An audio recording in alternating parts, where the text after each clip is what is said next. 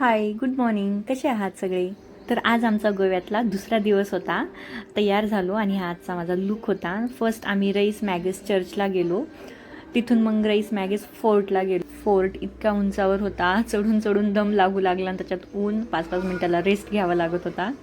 Finally मग आम्ही आतमध्ये पोहोचलो आणि हे डेथ ऑफ होल म्हणजे एक जेल पण होतं आणि ह्या फोर्टवरून पण इतका सुंदर व्ह्यू दिसत होता. मग खूप सारे व्हिडिओज फोटोज काढले. या फोर्टच्या बाजूनं सगळीकडं समुद्र पसरलेला आणि जिकडं पाहाल तिकडं सगळं पाणी आणि नारळाचे झाडच दिसत होते. ज्यूस आणि नारळ पाणी पिऊन आम्ही निघालो कोको बीचवरती.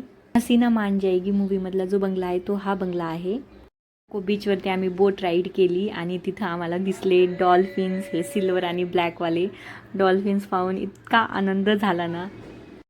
तिथून मग आम्ही आलो कॅन्डोलिम बीचवरती आणि तिथले आम्ही पाम्स अँड सँड्स रेस्टॉरंटमध्ये जेवण केलं आणि जेवण खूप छान होतं. क्रॅब एक नंबर होते. आणि हा कॅन्डोलिम बीचचा सगळ्यात जास्त मला आवडला. खूप सुंदर एकदम निखळ पाणी होतं, एकदम निळं सगळीकडं.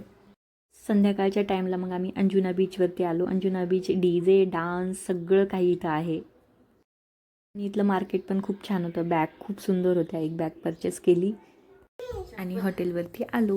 Thank you for watching. बाय.